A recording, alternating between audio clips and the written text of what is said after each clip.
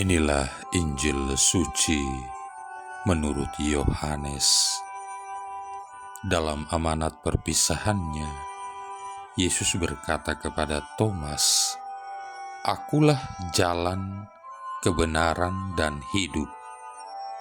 Tidak seorang pun dapat datang kepada Bapa kalau tidak melalui Aku. Sekiranya kamu mengenal Aku, pasti kamu juga mengenal Bapa-Ku. Sekarang ini kamu mengenal Dia, dan kamu telah melihat Dia."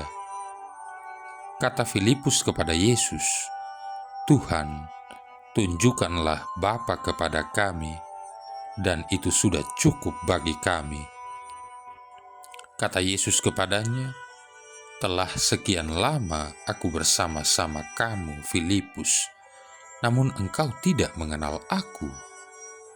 Barang siapa telah melihat Aku, ia telah melihat Bapa. Bagaimana engkau berkata, 'Tunjukkanlah Bapa kepada kami'? Tidak percayakah engkau bahwa Aku di dalam Bapa dan Bapa di dalam Aku? Apa yang Aku katakan kepadamu, tidak Aku katakan dari diriku sendiri. Tetapi Bapa yang diam di dalam Aku, Dialah yang melakukan pekerjaannya. Percayalah kepadaku bahwa Aku di dalam Bapa dan Bapa di dalam Aku, atau setidak-tidaknya percayalah karena pekerjaan-pekerjaan itu sendiri. Aku berkata kepadamu, sesungguhnya barang siapa percaya kepadaku, ia akan melakukan juga pekerjaan-pekerjaan yang Aku lakukan, bahkan pekerjaan-pekerjaan yang lebih besar daripada itu.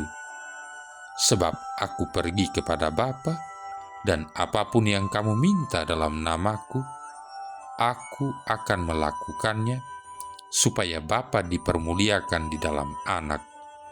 Jika kamu meminta sesuatu kepadaku dalam namaku, Aku akan melakukannya." Demikianlah sabda Tuhan.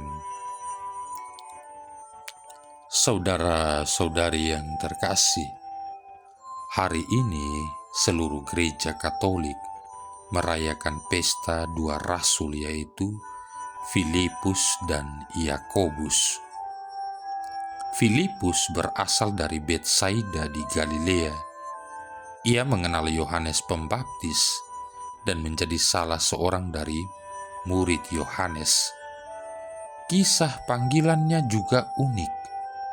Gurunya Yohanes Pembaptis pernah berkata kepada mereka, "Lihatlah anak domba Allah," sambil menunjuk kepada Yesus. Sejak saat itu, Filipus rela meninggalkan sang guru dan mengikuti guru sejati, yaitu Yesus. Ia mengikuti Yesus sehari setelah Petrus dan Andreas. Yohanes bab 1 ayat 35-51.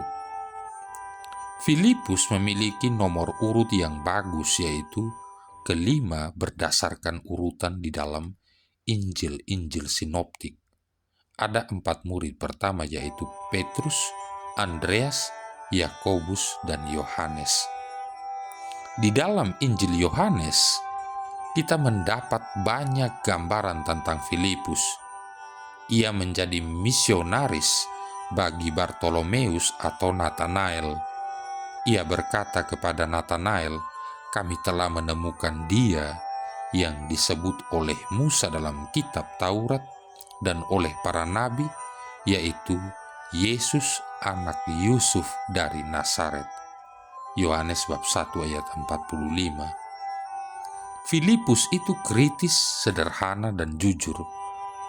Ketika Yesus bertanya apakah ada kemungkinan memberi makan kepada banyak orang, ia mengaku bahwa persediaan uang terbatas dan tidak bisa membeli roti yang banyak.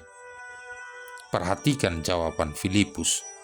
Roti seharga 200 dinar tidak akan cukup untuk mereka ini, sekalipun mereka hanya mendapat sepotong kecil saja. Yohanes bab 6 ayat 7. Sikap kritis ditujukannya kepada Yesus ketika Yesus mengatakan bahwa ia pergi kepada Bapa. Oleh karena itu, barang siapa mengenal Yesus, ia mengenal Bapa. Ini membuat Filipus berkata kepada Yesus, "Tuhan, tunjukkanlah Bapa itu kepada kami, itu sudah cukup."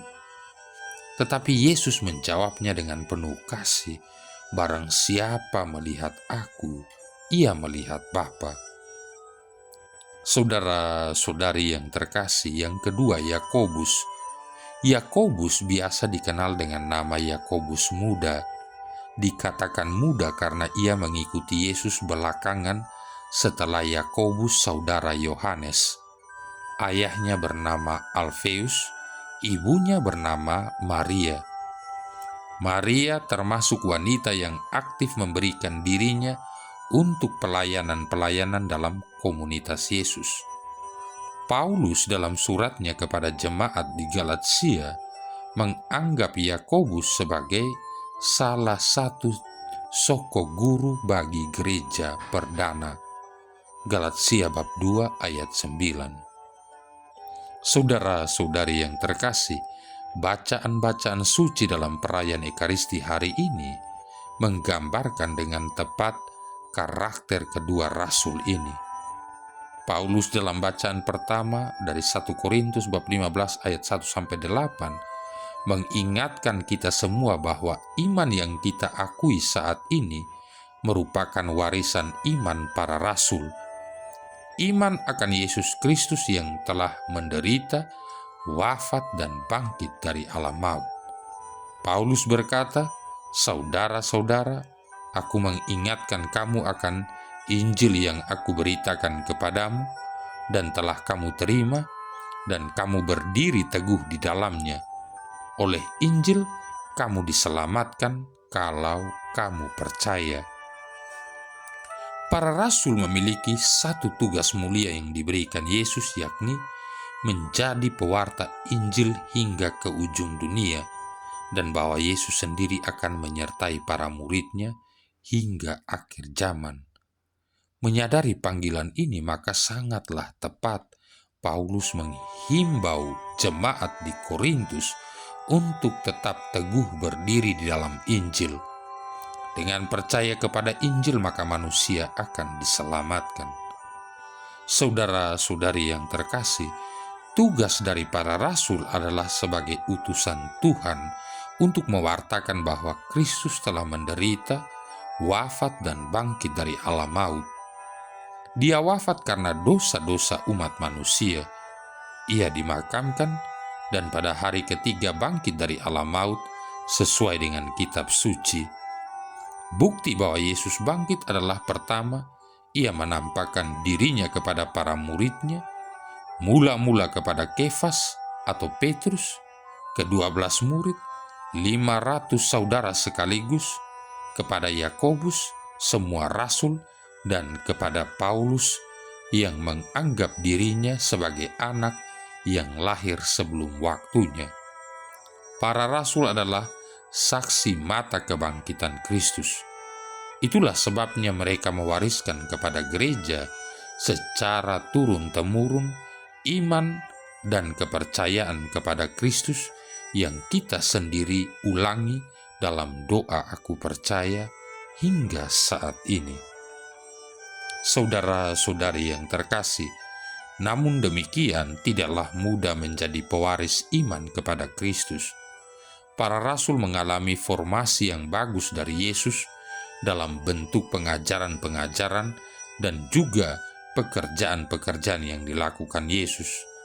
Namun demikian, para rasul pun belum 100% mengenal dan mengimani Yesus. Yohanes dalam Injil hari ini melukiskan bagaimana Filipus secara kritis berkata kepada Yesus, "Tuhan, tunjukkanlah Bapa itu kepada kami dan itu sudah cukup bagi kami." Reaksi Yesus adalah menyadarkan para rasulnya untuk mengenal dirinya, dan dengan demikian mereka juga mengenal Bapa. Yesus berkata, "Barang siapa telah melihat Aku, ia telah melihat Bapa." Mengapa? Yesus memberi satu alasan pasti, aku di dalam Bapa dan Bapa di dalam aku.